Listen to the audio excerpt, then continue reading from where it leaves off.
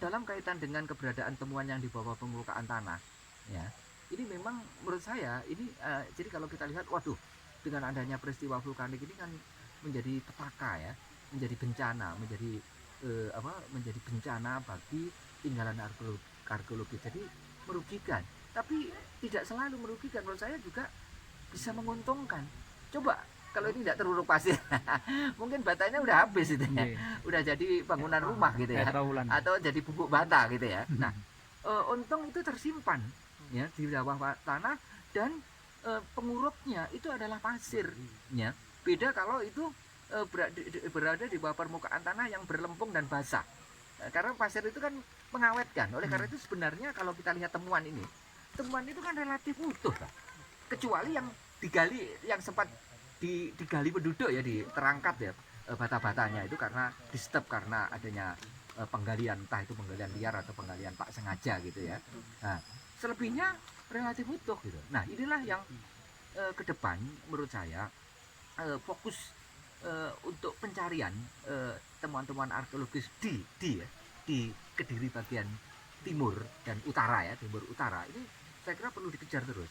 Paling tidak Kediri itu kuat ya, karena kawasan Kediri Raya, Kabupaten Kediri dan Kota Kediri itu kan kawasan apitan ya. Kawasan apitan dari dua gunung ya. Kawasan apitan dari dua gunung. Wilis ada di barat, Kelut ada di timur gitu ya. Kemudian di tengah dibelah aliran berantas gitu ya. Nah, jadi Kediri itu dia di lembah antara ya. Jadi lembah yang diapit ya, lembah antara dua gunung ini. Nah, agak beda dengan dengan Wilis yang sudah menjadi vulkan yang berstatus mati panjang gitu ya. Nah, Kelut kan masih aktif terus sampai sekarang, sehingga temuan-temuan yang ada di areal timur dan utara Kediri itu sangat berpotensi berada di bawah permukaan tanah dan bisa jauh di bawah permukaan tanah. Artinya jauh di bawah permukaan tanah itu tidak hanya 1 meter 2 meter, tapi bisa lebih dari itu. Nah, oleh karena itu saya kira ke depan kita bisa berharap malahan temuan-temuan yang dalam hal ukuran dan kompleksitasnya itu melebihi yang di lereng Wilis itu kita dapati di daerah timur dan utara ya, Kediri timur. Jadi kalau katakanlah ini candi-candi yang berukuran besar, candi-candi yang lebih kolosal ya, itu kita dapati daripada di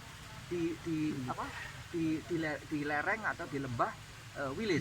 Mengapa demikian? Karena jika benar pusat-pusat pemerintahan, entah pusat pemerintahan Kadiri atau pusat-pusat pemerintahan di era Majapahit ya, kebetulan di era Majapahit kita mencatat ada Badari Ikling gitu, apakah itu berhubungan dengan Dering, Badari Ipaguhan itu apakah berhubungan dengan Pagu gitu ya, atau lebih lebih tua lagi di era di era kerajaan Kadiri atau Pangjalu.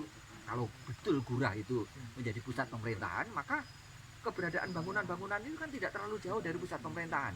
Sementara lereng dan lembah Wilis itu di seberang barat berantas gitu, yang jauh dari pusat pemerintahan. Karena itu bangunan-bangunan yang kalau kita sebut sebagai dharma itu ya, dharma haji ya, bangunan-bangunan yang memang di bawah pengawasan, di bawah penanganan baik pembangunan atau pemeliharaan oleh keraton itu, oleh lingkungan keraton itu, bisa kita harapkan itu justru di Kediri bagian timur dan utara.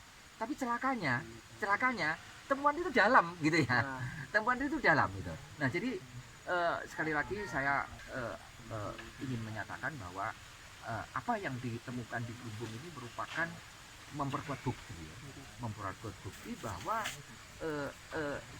sub area, saya sebut saja sub area timur dan utara Kediri. Kalau Kediri itu kita tempatkan pusatnya itu di alun-alun Kediri lah katakan itu. Jadi sub area timur dan utara Kediri Raya itu memiliki potensi yang besar akan tinggalan arkeologis dan ikonografis ya. Di samping tinggalan yang tekstual yang berupa prasasti. Nah, keberadaan prasasti, sebaran-sebaran prasasti ini menjadi petanda awal. Oleh karena itu saya kira Novi yang ada di Kediri mulai mencermati desa Wanua Tepi Siring itu mulai diidentifikasi, syukur-syukur bisa diploting, dan itu perlu dikejar. Karena kalau itu merupakan Wanua Tepi Siring, berarti ketika itu sudah ada pemukiman. Kalau ada pemukiman mestinya ada jejak. kalau sekarang belum ditemukan, keberadaannya itu karena keberadaannya tidak di atas permukaan tanah. Kita agak pesimis ya untuk mendapatkan temuan yang berada di atas permukaan tanah ya. Kecuali mungkin agak ke arah Surowono, Tegawangi itu masih ya, karena tidak terpapar langsung. Tapi kalau mulai kandangan ke selatan sampai kemudian ke arah Gura yang lebih mendekat ke arah lereng Kelut, itu temuannya cukup dalam. Oleh karena itu bukan tidak mungkin juga di di Siman ya, itu juga ada bangunan-bangunan arkeologis hanya pada kedalaman. Dan kalau kedalaman semacam itu seringkali penemuannya itu tidak sengaja buat sumur gitu ya, gali kolam. Ini kan gali kolam ya, untuk pengembangan wisata, gali septic tank dan sebagainya itu. Karena di atas 1 meter ya. Artinya kalau hanya digerujul, hanya digaru, itu tidak akan mengenai gitu. Jadi masih di bawah brujul atau di bawah garu gitu ya. Nah, saya kira itu. Tapi sehingga dengan bukti-bukti itu mematahkan anggapan bahwa Kediri miskin. Betul, makanya ini dulu memang itu menggoda ya. Menggoda. Jadi pertanyaan yang menggoda. Jadi kok ironi ya, kerajaan yang terbilang juga cukup panjang walaupun juga tidak lepas dari konflik ya. Tapi kan juga ada masa-masa keemasan ya. Ada masa-masa keemasan. Ya, Kediri punya masa-masa keemasan, masa-masa stabil gitu ya. Apakah Kediri yang Kediri itu kan kurun waktunya cukup panjang dah. Mulai kalau terhitung awal itu kan 1049 sampai 1222 dah. Walaupun masa-masa keemasan itu di tengah-tengahnya itu sudah memasuki 1100-an sekian gitu ya. Nah, tapi ada masa keemasan. Nah, jejak-jejak susastra terbukti kaya. Jejak-jejak susastra terbukti kaya. Nah, pertanyaannya tekstual ya, terbukti kaya.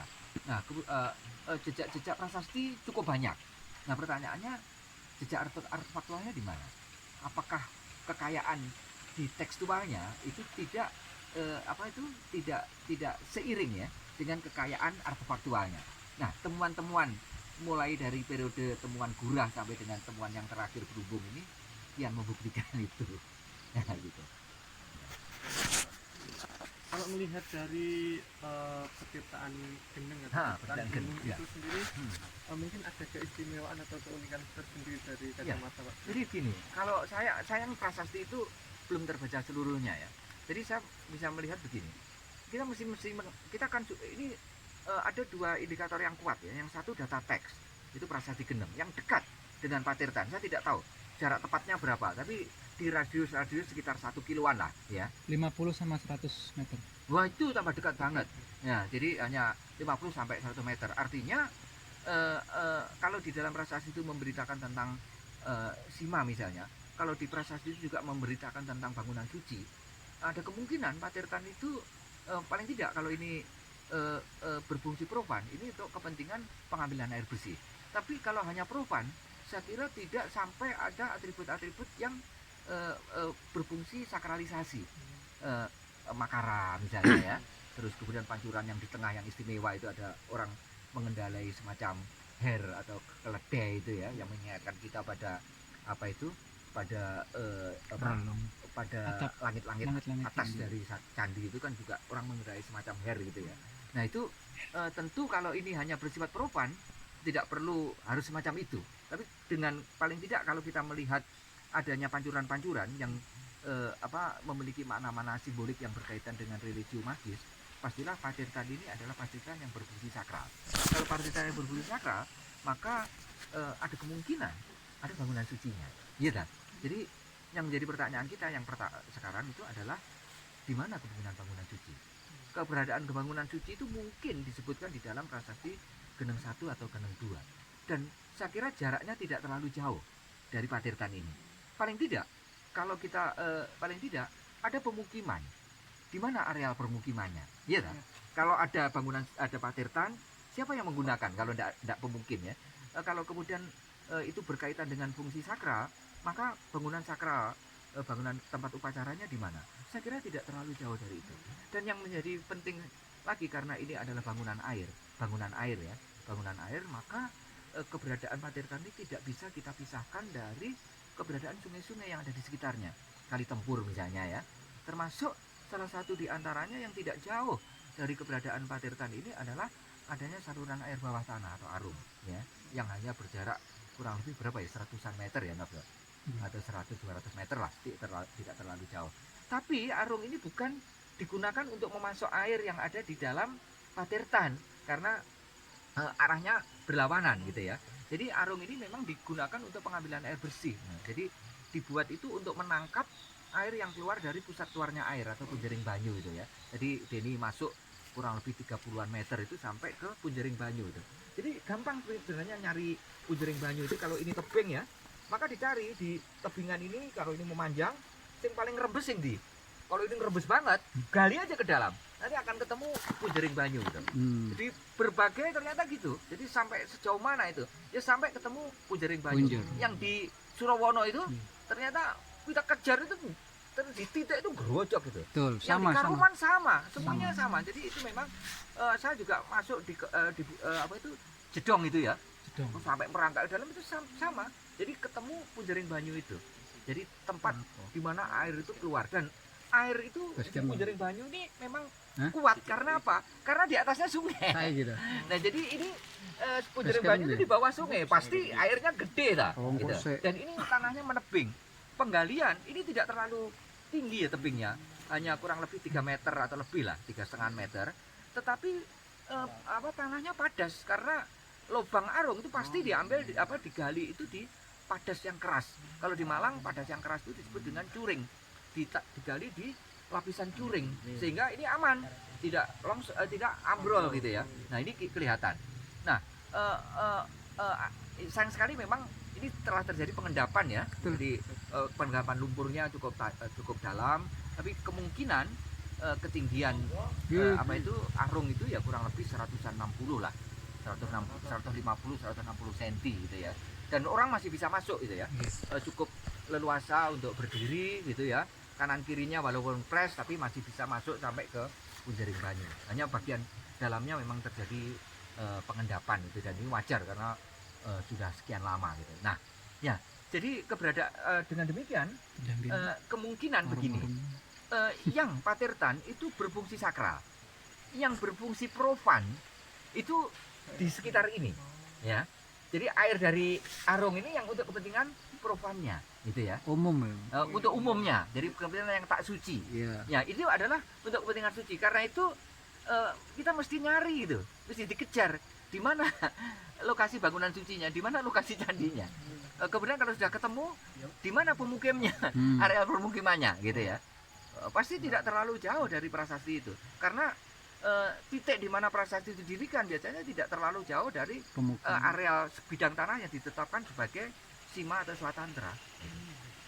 Jadi ini menarik gitu ya. Jadi ini menurut saya ini jadi konteks ekologinya kelihatan ya. Jadi Patirtan itu konteks ekologinya kelihatan, konteks kulturalnya juga kelihatan karena ada sumber data-data kultural yang cukup ya, baik itu data arsitektural, data ikonografis, data epigrafis, tapi juga konteks sosialnya karena kawasan ini adalah kawasan agraris, ya, kawasan agraris sampai sekarang kawasan agraris. Jadi memang keberadaan sungai-sungai ini juga tidak bisa kita lepaskan dari dari kepentingan agraris. Jadi dan pada masa lalu walaupun daerah ini sejak dulu menjadi rawan kena paparan vulkanik ya, tapi karena tempat ini tempat yang subur, maka ya mereka ya enjoy saja. Bolak-balik gitu. lagi, Ya, balik lagi. Bencana itu ya, oleh karena itu menurut saya Kelut itu di satu sisi merupakan berkah gitu ya, berkah kesuburannya, tapi di sisi lain adalah bencana. Oleh karena itu karena Kelut itu berkah dan bencana, maka orang tidak menjauh dari Kelut gitu ya. Jadi kalau ada paparan peristiwa vulkanik itu hanya cobaan sementara gitu ya. Kemudian kalau mereka mengungsi akhirnya kembali lagi karena kesuburannya. Dan tempat ini merupakan tempat yang terpilih ya untuk pemukiman karena antara lain potensi airnya, antara lain karena potensi kesuburannya. Walaupun terbilang rawan karena itu berkali-kali secara periodik kena paparan Kelut. Sambung.